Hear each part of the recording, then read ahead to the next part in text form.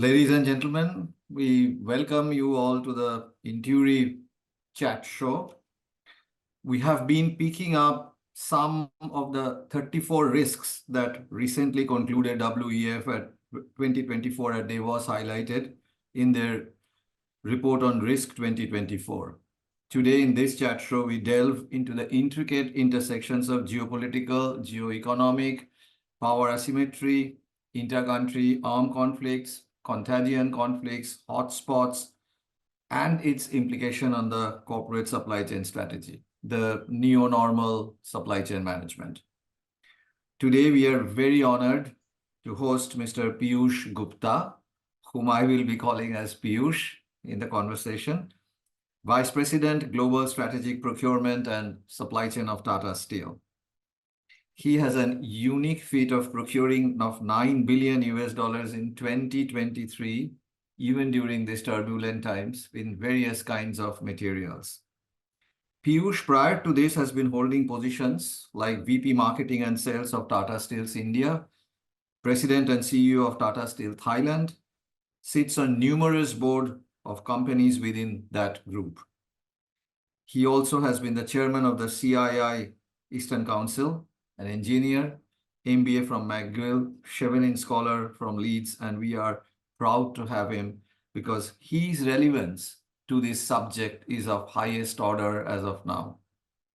With this, we start and we welcome Piyush to this chat show of ours. Thank you very much, Amrish. Pleasure to be here. As we embark on this conversation, my first question to you is, could you share your initial reflections on this subject? In the echelons where you operate, do you perceive the urgency surrounding the impact of geopolitics on supply chain dynamics? Do you feel it is a little overhyped? How extensively do these discussions resonate within the board? And how much do you believe there is a balance between acknowledgement and sometimes an overemphasis of these challenges? Piyush. Thank you, Amrish. So for me, as I moved into this role of supply chain and procurement, and from my profile, as you read out, this has been a movement which happened about 2 years back, right in the middle of COVID. I've spent all my life in handling revenue and been in marketing and sales. And when I moved in the middle of COVID, the word or the phrase supply chain came out from the function to most of the boardrooms. There's not been a single newspaper coverage in last, maybe 2 years where the word supply chain or global supply chain interruptions or words of that nature have never been mentioned. This phrase or this function has really occupied the top of the mind of most of the boards, most of the companies. And it's also because we've always been saying that businesses have become globally connected and also get affected by global developments. And it is more so for the role of supply chain or procurement because you're buying across from various geographies and you're moving material across geographies. And if you handle steel business, then it has got a global supply chain which comes into play. Just as it happens in automotive industry, it happens in semiconductor industry, or for that matter, any of the other appliance industries which have buying of components moving into markets where it will be sold. It is less affected by services as a supply chain, as an impact, but most of the product companies and product industries, this role has taken prominence, especially in last 2 years. Thank you. So we haven't possibly chosen a wrong topic then, quite a relevant and important topic as of now. You never invited me to speak on marketing and sales all through my last 25 years. And you know me for last 25 years. So obviously this is occupying your mind and Inturi Consulting mind as well. So I feel good. I feel when you talk about a function which you look after, then it's good going. Yeah, in this context, I must also say that we are so deeply engrossed in this subject that we are also releasing a client value proposition called Corporate Foreign Policy. which is now in today's world how a corporate should determine, like a country, their own foreign policies also. Having said that, Interesting. to my next question, I mean, we keep on hearing multiple hotspots in our trade Right. path. I mean, of course, Russia, Ukraine is a very common thing. Red Sea is something that we all know. But there are other hotspots like Suez Canal, Panama Canal, Strait of Hormuz, Strait of Malacca, and Taiwan, and it keeps on coming up. Now, in today's such geopolitically varying, tense landscape, how critical is the selection of the trade routes in the global procurement? Are we seeing a shift where vendor evaluation was very much on quality and price towards also the trade path that one needs to select to reach to this vendor? We are also hearing about geopolitical distance reduction, geographic distance reduction, trade concentration, so as to hedge your risk of doing procurement or businesses with many distant countries or politically many distant countries. So do you think that the trade path and continuously reconfiguring the trade path, continuously keeping on an alternate strategy of a trade path, it's something that we all now need to think of and do? So for sure, geopolitical, which means geography, political, science, and economics. This triangle is now becoming for real. And anytime you want to take a decision to either buy or sell any product in multiple industries which have got global impact in terms of the way they buy or move materials or sell materials, this triangle needs to be taken into cognizance. Many places you are trying to sell in a market which is protected by the local governments. You are going to pick up something from a certain market which has got restrictions to be sold in another geography. And there is, of course, a political influence or political science which comes into play, especially now in economies wherein you have either blessed with natural resources or you are converting natural resources into finished products. So the stance of the government in the business is now there for us to see, and as a business people, we all the time try to balance this triangle. We say it in a very quick manner, geopolitical crisis, but to me, it is actually geopolitical economic uh, consideration which goes into play. There are, of course, a number of considerations when you want to look at that subject and we are trying to move materials out. There is a stance which can be taken in the fragility of the supply chains or fragility of entering or closing a market can happen virtually overnight. And a small little development in one part of the world has a major influence on the way trade flows will happen. If you remember, Amrish, we used to talk about that if China sneezes, there is a part of another part of the world which will have cold. This is actually here for us to see and appreciate and experience as well. Today, when Suez Canal got affected because of the stoppage and because of the blockage of the Suez Canal after a ship got stuck, and or for that matter, today when we are talking of the crisis which is coming because of Yemen, we are actually experiencing how trade flows have to be rebalanced. Even a natural calamity occurrence like an earthquake which happens in a territory is enough to disturb. A tsunami is enough to disturb the trade flows. What has also happened over the last 2 or 3 decades is our impact on any company comes in because we don't want to, we are very, very mindful of working capital across the industries. So earlier on, you would move the material across, let's say, 45 days or 60 days. You will carry working capital with you and make sure that if there is disruption, you have things to absorb. Today, most of the companies, because of the pressure on the margins, rising interest costs, are very mindful of what they carry in the books. And therefore, you want to really push the decision of carrying anything in your books to the last, which means we take risks. We take risks in our buying, we take risks in our selling, in our choice of markets from where we buy and sell from. And therefore, if there's any disruption, there's actually no headroom there is no room available for us to take that risk. It will result in loss of revenue for the company. It will result in sudden increase in the cost for that company because you have to arrange for an alternate route. When you heard in middle of the COVID, the shooting up of the container freights which happened due to crisis of what could be moved from China to US, the effect was felt across. And when you have a freight level increase in X times, which means 7 times increase or a 10 times increase, you can actually feel the pressure on the bottom line to come in because there is just no room available in the form of a working capital to absorb.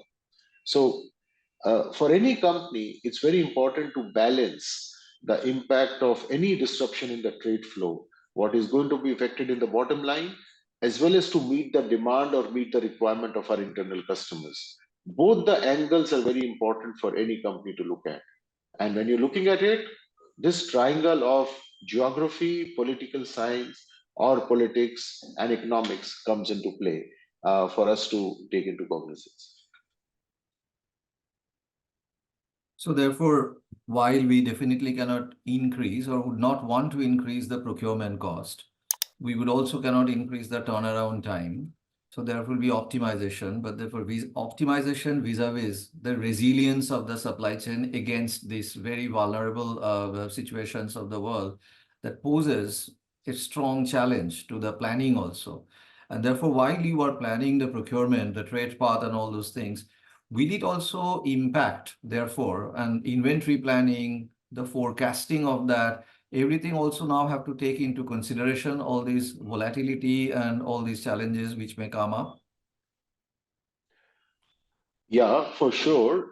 But I want to touch upon, as you spoke just now on the question, there is a choice to be made. There's a hard choice to be made between optimization and reliability.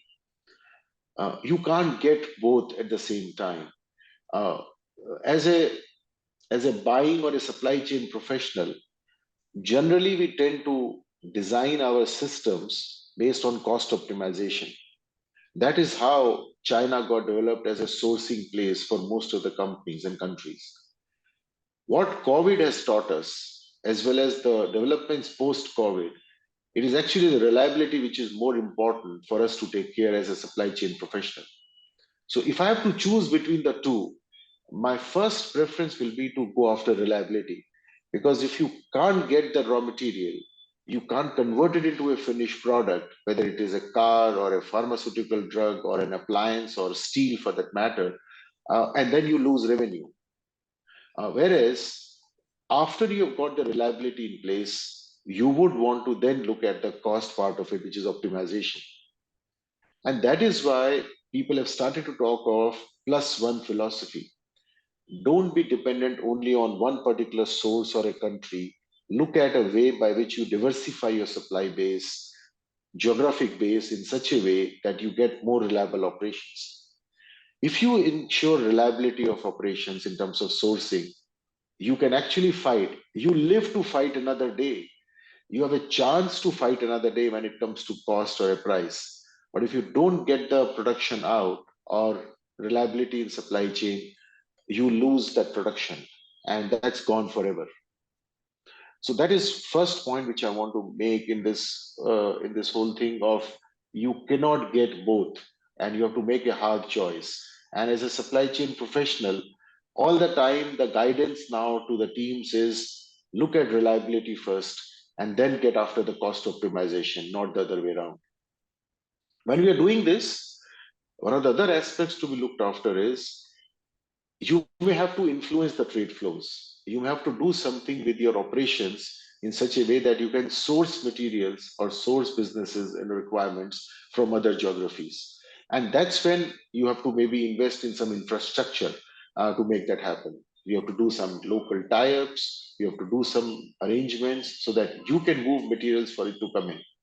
Uh, when when we were trying to change the source from other new geographies, we realized that you cannot ensure shipping because it's not ready. You can't get the ships to move at whatever way you want and wherever place you want. Even if you're wanting to bring in materials within domestic market, the biggest challenge in is availability of sometimes trains or reliable trucking methods. When you heard in the middle of COVID the oxygen crisis were a logistics challenge. Oxygen is available; it's there in the air, and you can convert it into air can be converted into oxygen. But how will you transport something which requires minus 269 degrees? So sometimes the strategy to deliver a certain thing gets into the way in the form of logistics. So for us, creating alternate trade paths, ensuring the reliability looks at making sure the operations can run, and cost takes the second fiddle. And once you address the reliability, then you start addressing the cost. Yeah, that really makes a very good point, a very good observation of yours. And so therefore, while you really have to diversify the vendor base to hedge your risk, on the other side, there is also an advice of reducing the geographic distance, also advising on reduction of the geopolitical distance, also show a little bit of more concentration so that as you do not know which country will be breaking out into what kind of war, so therefore more manageable side. So there is definitely a conflict of the two things that one would like to meet. One side, I'm broadening the vendor base. One side, I'm also trying to slightly concentrate more in the countries that I know or the paths that I know, or maybe closer to my home country. So which really makes these modeling, the scenario planning, all these things quite complex and challenging. But keep in mind, as you have given a very good advice, that the reliability should be given the first consideration in terms of choosing the path and everything. And thereafter, of course, the cost will come in. Yeah, I want to also double click on one other point, which is related to geography, and that is related to the environment and weather disturbances. So many times you have everything right in place, you have the political setup to support your requirements and buy, you can manage the distance as well, but the geography of that place does not allow you to move materials as you want, and then you have to also make some decisive calls. So therefore, this triangle of geography, politics, and economics is very important for any professional to supply chain professional, especially to look at. You cannot ignore one for another, and all three have to play. And that's why this whole role of supply chain has become complex and of course exciting and interesting and quite challenging, because these three things behave in a very different manner, and they've also got externalities associated with it. You can't predict weather disturbances, you can't imagine what will be the political stance of a particular country, and the related economics then comes into play. I'm not even getting into foreign exchange, I'm not even getting into trade related risks, I'm not even getting into supplier power or buyer power. Yeah. All those things are all out of it. It's just that the uncertainty around these three dimensions is an important thing to be considered when you want to design any supply chain which is incoming or outgoing. Yeah. So the terminologies that we have been hearing in information technology, like a business continuity plan or a disaster recovery planning, BCP or DRP, I think the continuous BCP of the supply chain and continuous DRP of the supply chain will also now be necessary, because you never know when a disaster will actually be breaking out in which corner of the world. So a very resilient, very agility also possibly needs to be brought in to really come out of that. In this context, the question that comes to my mind is that the volatility of the commodity prices also now accentuated by the inter-country arms conflict, intra-country instability, which you mentioned a little before, geo-economic crisis. These all poses a formidable hurdles for companies which are import-driven. Now, considering this, are we also evaluating more strategies in the risk management, in a sense, like some newer types of insurance mechanism, more formidable contracting, forward contracting, different types of hedging mechanism, alternative newer models of pricing and payments to the vendor, innovative financial models, which gives you much more financial security planning with the lenders and the bankers. So are we now also moving into this planning as well to guard me against these fluctuations of politics and economics in the world? So, as part of the risk management for any business, hedging has been a very time-tested uh, tool available for to most of the businesses. Where it has gained prominence and also relevance is how much do you want to hedge, and what is your forecast for what kind of commodities you must hedge, and what proportion do you want to cover, because there is always a cost to pay. So I will go back again to that whole choice of reliability versus cost and take the call in terms of making the operations more reliable. And if you have to pay a little bit more cost to do the hedging, that is the call to be taken. For sure, there are now new price prediction tools available. The kind of data crunching through digital tools and AI you can do to predict the long-term trends is available to you, and which has to go into the do any of the hedging strategies which you want to adopt.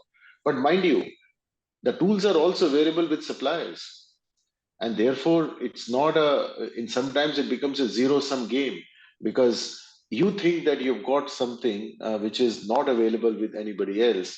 That's not the case. You will have to take a call based on the requirements of the business, and your vulnerability has to be assessed very carefully by your own self. And more you keep your cards close to your chest, you will end up actually gaining by hedging in an appropriate manner, or getting into any futures contract or any tie-ups with certain areas.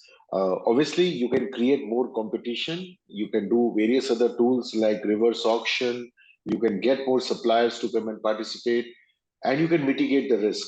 But fact is that as a supply chain professional or a procurement professional, one has to all the time assess what do I need to look at, what tools I can use, where I can apply my own data, what has been the long-term trend of this particular commodity, what's the change which is coming in a short term because of the weather or geopolitical differences or crisis which is coming in.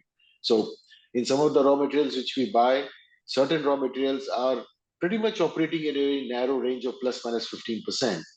There, hedging has a very different role to play, and you are far more secure when it comes to moving. But if the volatility is in X times, which means 1.5 times or 2 times of a of a line, then obviously you have to be very careful and more adept at hedging. And some commodities in your portfolio will go through that. So for example, crude will move in a narrow band, unless there is, of course, a major crisis which happens. But otherwise, it operates in a narrow band. But if your exposure is very high to crude buy because you are buying bunker for your movement, then automatically even a 10% swing is significant. Whereas in some other commodities wherein we have a swing of 10 to 15%, but the quantity buy is less, then we are far more, absorbing of whatever the volatility which is coming in. So what you have to do is, out of the various commodities which you buy as a business, choose which commodity has a very high exposure to your business, see the volatility which that commodity is experiencing, and then adopt a particular tool in terms of either hedging or reverse auction or price prediction, or any other way. But the mitigation of the risk is a very important requirement for most of the companies. Yeah, actually, that is also taking me to the next question, which is on because as you mentioned, your hedging mechanism, your future contracting, everything to an extent will depend on two factors. One is the probability of a risk occurrence and the impact cost of risk having occurred. And therefore, all your strategy depends on the multiplication of the quotient of the risk probability. Like in this case, we mentioned if the volume is low, but the risk would be high, similarly think the impact cost. Now, if we consider the whole supply chain as a nodal network topology, like there are nodes and there are linkages.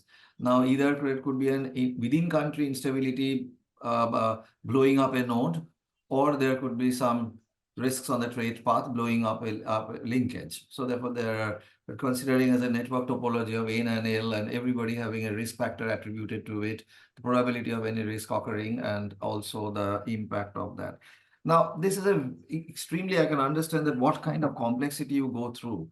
I mean, even if you do try to assess, predict anything, but there will be black swans always. I mean, there will be some black swans definitely which you cannot be predict. Now, in such a case, are we seeing in the present world, which again, coming to the geopolitics, geoeconomics, there's heightened tensions. Do you see any more interesting collaboration opportunities coming up between companies across the border, co-locating, using some other company for a temporarily parking of my product there, in advance booking, and so therefore is there more interesting collaborating opportunities or a model coming up to mitigate this risk? For sure, the collaborating opportunities are getting more and more intense and more widespread. I also want to mention one other nuance that personally, I'm not afraid of black swan events. What I'm afraid of actually brown swan. Uh, White swans are, of course, everywhere. There's no problem. We deal with that as a professional. This is really the smaller ones or the less of the black swan. If a black swan event happens, Amrish, it will affect multiple industries. And your ability to fight back and everything, also gets affected. Sometimes you're able to pass that on in terms of the risk in the form of additional price or additional cost, whatever you're incurring, because everybody is affected. Everybody is looking at it. When we were hit by COVID, many multiple industries made, some of them had very bad experience because of the social distancing issues and the lockdowns, and many multiple businesses actually made revenues and profits like never before. So a black swan event has to be understood in terms of what kind of a black swan event it is. Does it affect multiple industries? The last black swan event other than the COVID crisis, which I remember, was the 2008 crisis, and which emanated out of the Lehman Brothers crisis. So at that point in time, not every industry was affected. Uh, and therefore, in some of the areas, we realized that we were badly hit by that black swan. But in other times, when we have these smaller occurrences, which are, I call it them a brown swans, those are the things which bother us because they come and disturb your quarter, they disturb your half year, they disturb your current operating plan, they make you readjust your expansion plan, your growth plan, because suddenly everything which you are running with appears tentative and you're not able to deliver and not able to mitigate the risk which is coming from the brand swan. One of the classic things which we talk about in steel business is increased exports from China. It is not a black swan event, but it is like a brown swan. It will come in depending on what is happening in the development and the growth in China. They can export more volumes, and lo and behold, the world steel industry gets affected. But only steel industry gets affected. Automotive remains fine, pharmaceuticals remain fine, hospitality remains fine. So if you have an operations which get affected by such brown swans, you have to be very careful because your ability to make others appreciate of your problem will be very, very minimal. When you're trying to explain this, it is going to be difficult. Black swan events are very easy to explain, and no matter what you do, it's a thing which you can grapple with. But it is the brown swans which I find most difficult, to explain, although they may appear to be easier to grapple with. The other part of it which you were asking was, when you are when you're looking at the businesses, how do you take the mitigation of the risk which is coming in? So personally, for me, it is very important to say what kind of risks are likely to play out in terms of the whole seriousness of that risk, the impact which that risk has, and the likelihood which the risk will have in terms of to play out. And you can go back into the immediate past history to see how your businesses got affected when you were affected by a certain kind of an event. And this allows you to then develop your strategies to address that risk. So there was one more question, Piyush, that are there any more interesting, relevant collaboration models therefore coming up between organizations across the border to give a proper risk mitigation strategy, partnering model, collaboration model, anything that you see coming up? So we have actually seen emergence of many such partnerships. See, so far, which even across the country. So far, most of the partnerships were being done. If you're closer to a geography and you are nearby, you are more comfortable. You Hmm, take help of the ecosystem which is around you and hmm, do the partnerships, because the whole decision of that partnership used to be on whether I make or I buy. hmm, Today, that make or buy decision is also got affected by what is the right place for it to be made, and therefore you have to go cross border. And we have, as businesses, we have started to look at beyond India, where we can try to do some kind of a tie-up or some kind of investment or a local tie-up or an understanding that yes, based on your size, based on the requirements, you can actually do a tie-up which is a long distance tie-up. You may not invest money in that, but you can give a commitment in the form of the business size or business value which you will try to move in, and those are increasingly being done. It has got an assessment to be done, because you have to again go back to the same geography related problems or politics and economics. But if you can sort that out, there is a room now for doing cross-border collaborations and ventures in such a way that you are able to secure the materials, because your driving feature is reliability, not really cost optimization. If you are on cost optimization, chances are that you will look at within your nearby radius wherever you are operating. That is exactly what was done by automotive companies when they created hubs around. So you saw the Gurgaon hub, you saw the Chennai hub, or the Pune hub, or for that matter, Sanand hub. But when you look at a steel company, for example, the industry where I come from, we look at much more longer distance arrangements, like what we can do in Middle East, what we can do in Australia or Canada, or for that matter in Turkey or Indonesia, or even South Africa, because the setups are of that case, and of course China, not to forget, or Europe. So we can see a much larger geographic play across industries when you have a global business, as opposed to you can source locally, and that's what is the game to be. Yeah, I can see in your industry there is definitely a departure from the usual advice which is going around because of this geopolitics, geoeconomics, instability, is to reduction of the distance, reduction of the trade distance, and to bring it closer to you, geographic distance or political distance to make certain bit of trade concentration. So I understand that your industry imperatives possibly may not be in alignment to that kind of a view where you and definitely require. and one more reason for that, which is specific to our industry, which is not so obvious from outside, is the sheer amount of material which we move, and the propensity of that material to incur a certain freight on sea versus road or rail. Hmm. We are in a country, for example, in India, wherein cost of money is over 10%, and you have rail, which is a business in which you are dependent on one player. You got road, which has got a much more fragmented, unorganized business, trying to get organized, but not in the same proportion as what you have seen in other parts. The infrastructure in terms of the dependence on road and rail is very, very high. In such a case, when you have operations in which you move X tons of material to produce only 25% of that. So for every ton of steel, I move, for example, 3 tons of raw material. And I also move the finished steel and various kinds of waste products. So I'm so much dependent and influenced by the amount of money which I will have to spend if I'm moving material within India or outside India.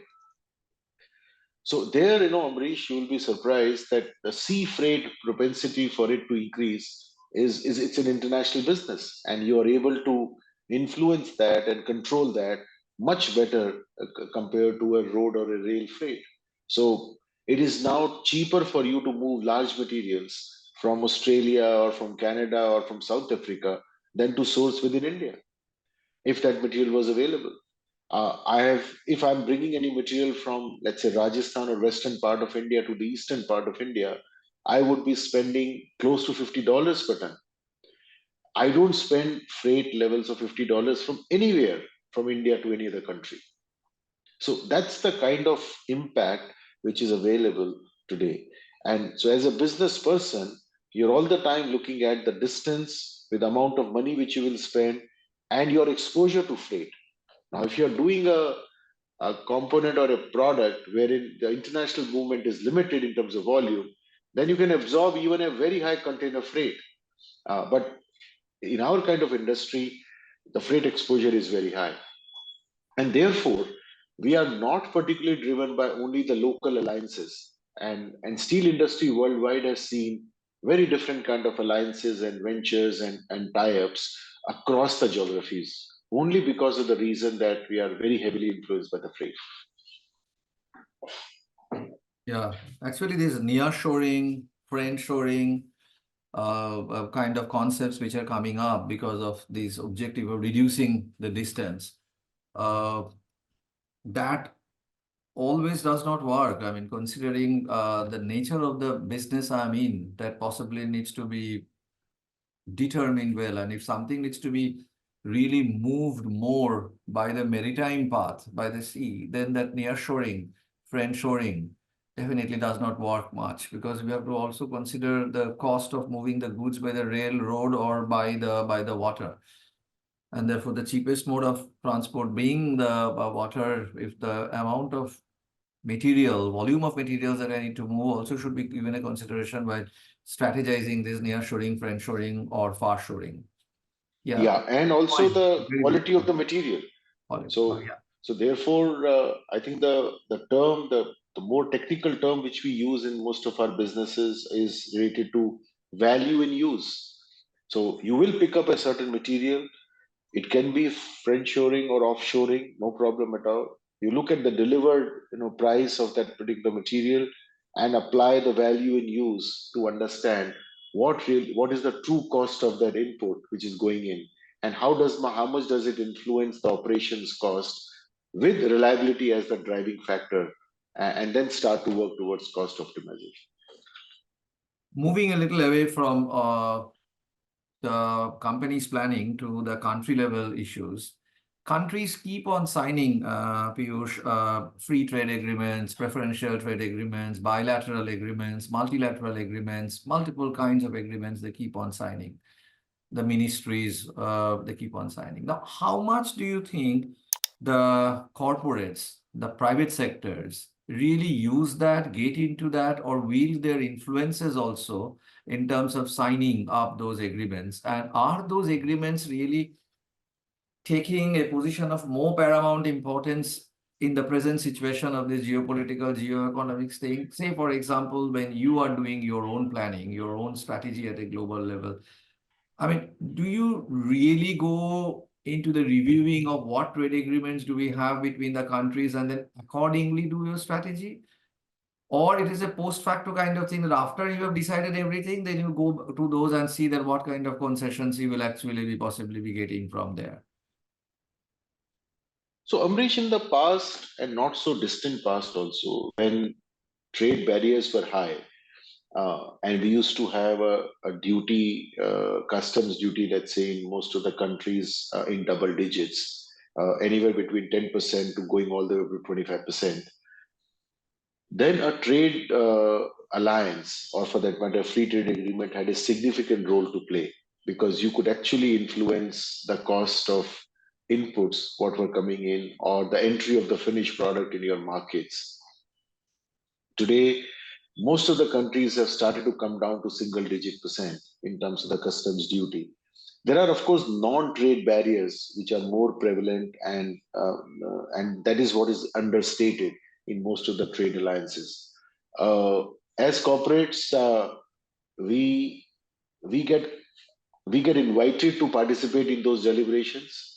We do place our compulsions which we face in any particular country, because raw material sources may not be available in that country. So, for example, India does not have coking coal, and if you want to make steel, you need coking coal. Some countries don't have scrap. India is deficient in scrap, for example. We don't have a certain type of noble materials like any of the vanadiums or lithiums or anything like that. So when you're looking at that, and there is a way by which a free trade agreement can be done with a country which is a source-rich country, then yes, such kind of things will have a cost advantage, being built in. But there is uh, no free lunch in many ways. Along with that raw material, there will also be materials which will come in, which could be in your revenue side, and which is what we've experienced. So again, as a steel industry, while we have a free trade agreement with some country which is commodity rich, can supply us a very attractive and customs duty free material, we also have another free trade agreement wherein the finished product will come in, and therefore you have to be mindful of that. So it's a double-edged sword, and you have to be careful with that and participative, with the government in whatever way you can. Having said that, we also try to look at the ways by which we can take cognizance of it. So some of the discussions on our offshoring and alliances in the other countries can happen. So, for example, uh, we can not only source material from other country, we can also do ways by which we can do a reverse movement of materials.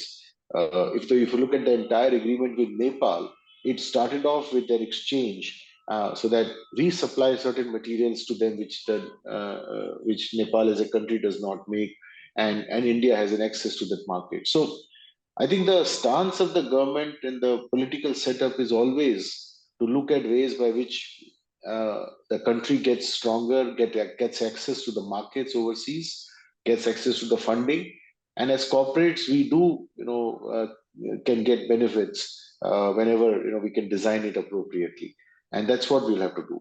So I can't say, and I will not be able to say that all free trade agreements which India has got into have had a great positive influence on us. But there are many ones in which we've had a very positive influence. It's also got a ring of more and more acceptability of Indian products. So again, as a thinking corporate, we are very keen to make sure that Made in India is a good label.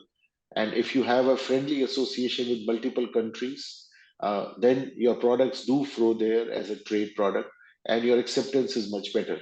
So if we have a trade agreement, let's say with Japan and Korea, if we are able to access those markets for any kind of products, whether it is textiles or handicrafts or semi-precious stones, it does make a good name, for us, and hopefully it opens up other trade routes as well. So uh, it's better to have a free trade agreement than to have none at all.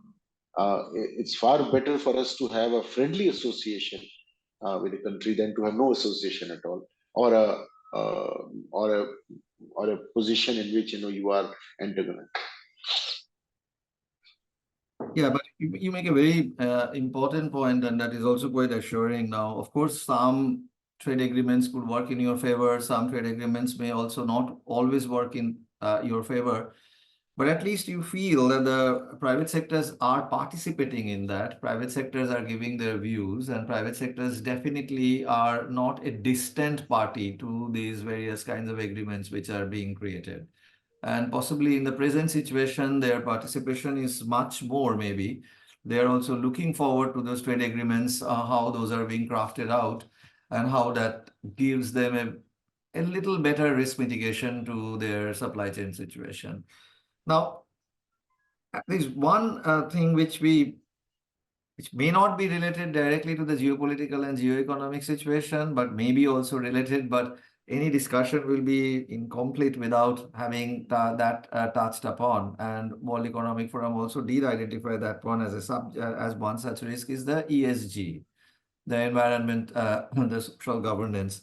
Now, is ESG also connected or a factor of the relations that a country has, like European Unions having their own ESG definition? Asian markets is also now trying to have their definition. US also has the definition. And the most that we are hearing about is the European markets, the various kinds of CBAM and all the other policies that they're having. Now, how that is affecting your procurement part, your decisions on that, and do you think that that also has some linkages to the geopolitical tension, the ESG definitions of various countries? So it is, of course, the most hotly debated and also hotly discussed in the subject. Uh, I'm pun intended. That's why I'm saying hot subject, because that is what is happening as a global warming because of the things which we hear. For sure, out of the three alphabets, ESG, it's the environment which takes the most of the prominence in the discussions. Supply chain discussions, or for that matter, revenue related discussions, do get affected by what's happening in the stance taken by most of the different economies in terms of what they are doing for climate challenge, as well as what promises they have made.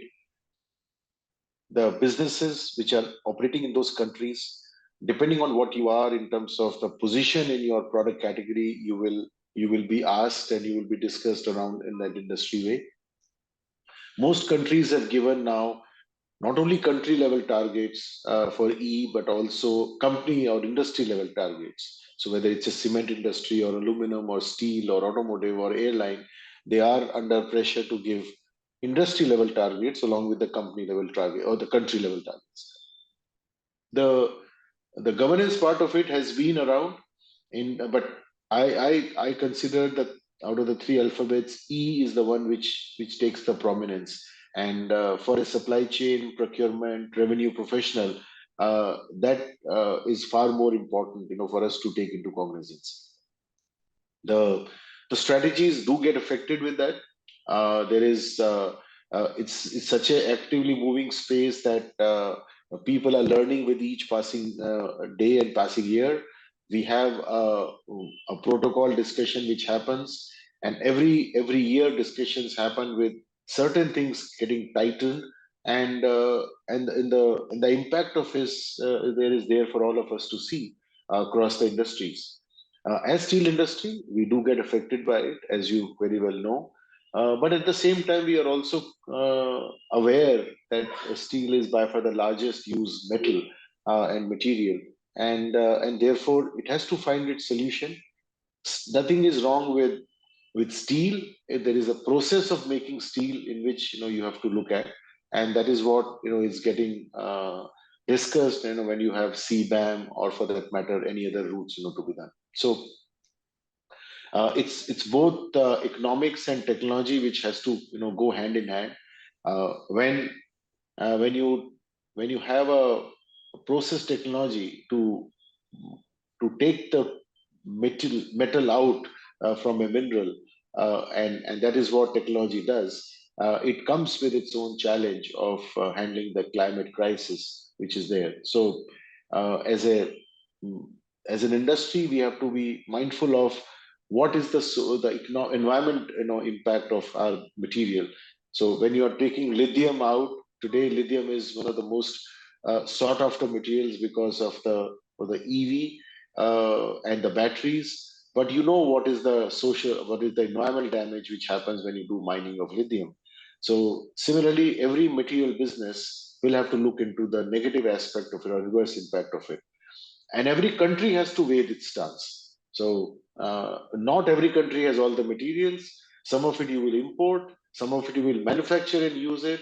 And whatever you can manufacture and use it, you will want to have an adjustment mechanism so that it takes into cognizance your local country's issues versus what happens in import. Now we move into technology, Piyush. See, earlier years, we had ERP, which was taking care of the supply chain. We were having planning optimization, supply chain getting configured in the ERP system, and we're helping the procurement people in terms of planning and having the optimization of their overall procurement. In today's world, it's so complex world, in so much of a dynamic situation, continuously changing, where you need to have resilience, agility, continuously changing. Those traditional ERPs, those SOPs once defined, stays same forever, possibly may not be working anymore. There could be more boutique, niche, adaptive, more intelligent insights, trying to interpret the market better, complex predictions, those kinds of boutique supply chain things now coming up, which is possibly playing a kind of an surround system against the ERPs. What's your thought on that? I mean, what is technology now doing to help any of the procurement process and the supply chain process in today's world? AI, advanced analytics, are all these things coming up and helping in any manner in doing a better procurement? And particularly in today's context of this volatile geopolitical, geoeconomic situation. Yeah, it's an important development which has started to happen because as businesses have adopted ERPs, uh, ERPs have become more of a transactional platform, which is making across the companies, across the businesses, having some basic ERP, which is available for doing all the transactions. Where we are beginning to see the influence of digital AI and various other models is something which can sit on top of that ERP to say, how do I derive intelligence along with the management of the transactional load? So, as the businesses have got more complex, we see increasing transactional load, which is handled by the ERP, but it also requires us to get far more data intelligent, far more aware of what's happening around and what are the interplays across variables. And that is the piece which every company or industry has to do by themselves. Uh, there is no ready fixed solution available which you can buy off the shelf. You have to design certain things for your own company or industry. You have to provide those patches of things to be done, and with a belief that it will have a very quick outdating which will happen. So for example, as Tata Steel, we invested in SAP in 1999. We are still running on SAP.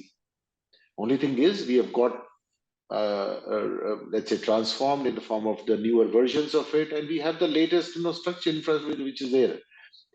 But the intelligence model which is sitting on SAP has changed far more frequently than SAP per se. And today, I can't even say that the model which I had in pre-COVID is still valid today. So I've had to think of a newer ways by which I'm getting data intelligent or figuring out a way how I will describe. Secondly, when we implemented any ERP, or for that matter, any business, it is all pervasive. You will run accounts, you will run commercial areas, you will run buying, you will run manufacturing, even human resource practices and accounting systems, employee, everything runs on SAP, or for that matter, any other package which you or the software which you take. But when it comes to intelligence or AI, you have to find functional specific fixation to happen. And therefore, as a company, you have to know how to make these multiple systems talk, which are sitting on top of the base system. So that is also an interesting thing which has to happen. So you can't say that I have a great AI, set up to buy materials, and I have zero thing available in some other functions, or I've got much better, things working in some areas. So most of the discussions today are how do I make us take on newer ways and systems to get far more data intelligent and bring on those intelligence tools. Yeah, you touched upon a very good point, which we are also increasingly seeing, that to combat this particular volatility, it is not just that function, it is also not just technology. The entire organization, I mean, their entire back office, the HR, finance, all really have to plan it out so well. Their integrated planning has to be there to bring a collective resilience and agility inside that organization. I mean, and technology, of course, will play a very fulcrum role in it, but it can go only up to an extent, because the algos will have to be provided by you, the scenarios will have to be provided by you. The technology can definitely help you in possibly automating it. But yes, a very strong integrated planning across the organization is needed. Now, this brings me an And as well as not only integrated planning, but what are the points of continuities and discontinuities were there? So we realized that maintenance practices and how you run multiple operations and units, linkage back to the production units, far more important to be linked in uh, compared to, let's say, what we have provided for a very different function. So within a company also, you have to see which two or three functions will require a certain kind of a system and intelligence to happen, and some other systems work on a different way. So you can't just say, like we used to say for ERP, implement this ERP and horizontally deploy it across the company, across the functions, and across the geographies.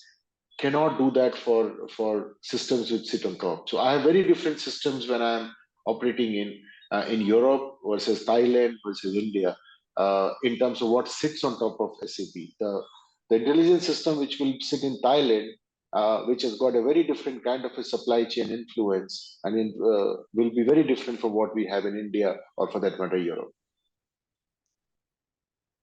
yeah, it's been going on so interestingly, but we have to come to an end also, because I know we have taken a lot of your time. So the last point which comes to my mind, Piyush, is that again, going to the externalities, going to the situations today out there in the external world, and we have plethora of databases giving us intelligence about a country. They're ascribing risks to a country. They're doing a lot of analysis, a huge number. There are a lot of analytical tools available also, which is continuously churning out various kinds of inferencing mechanisms and all that, allowing people to interpret in their own way. There are S&P country risks. There are various other databases which is continuously giving that. Now, a corporate has to run their own operations also. Procurement has to do their own thing. Marketing has to do their own activities. Production has to do their own activities. Now, will the corporates or these functions have enough time to really sift through all these tools, databases, create their own interpretation of the world, and therefore strategize their planning?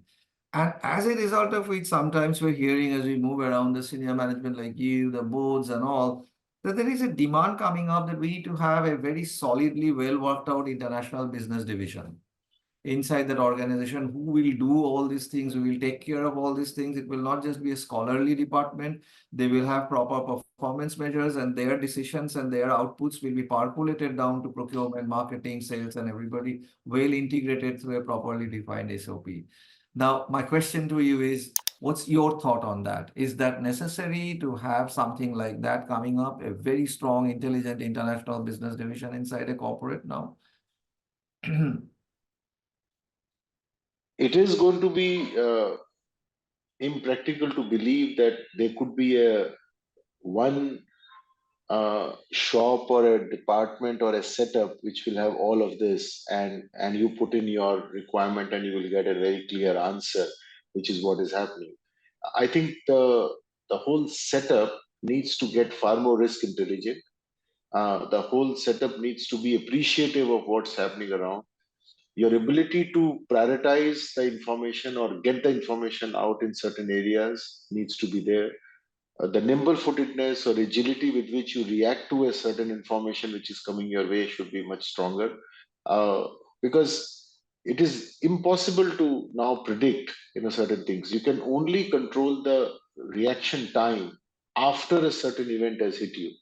And so as a manager, rather than having a team which will keep forecasting what is going to happen, we need to get much more better and adept at reading the signals and some indicators, and our ability to respond faster on that. And that's what is, I think, more important and more in our control. And then at the same time, see how much we are able to, what proportion of the risk are we able to mitigate, what remains on the table as a residual risk for us to go in. Is there a way by which we can reduce the long term impact of that such a risk in case that event is going to stay on. But there is there is no single department or a setup which can be created.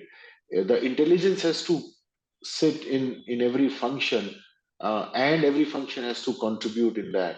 And that is what happens on a top table, that you have discussions on commercial areas, on buying, on supply chain, on manufacturing, and finance, to say this is what we should be operating is this event which is happening around has got this influence on human resources or on finance or on commercial areas.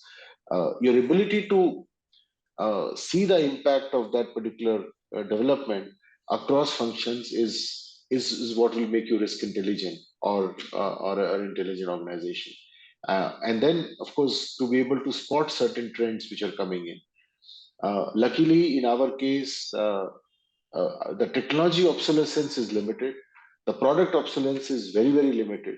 Whereas if you are in a higher tech industry, you have to also be mindful of the product obsolescence which will come in, or a technology obsolescence which will come in. For us, we are facing actually for the first time the challenge of technology obsolescence, which means relevant technology to be adopted to make steel. There is no doubt in our mind, for example, Amrish, that steel will be used or not. The world has to consume steel. That is the best available product for you to consume and build and live in. It's just that what technology will you use to make that steel?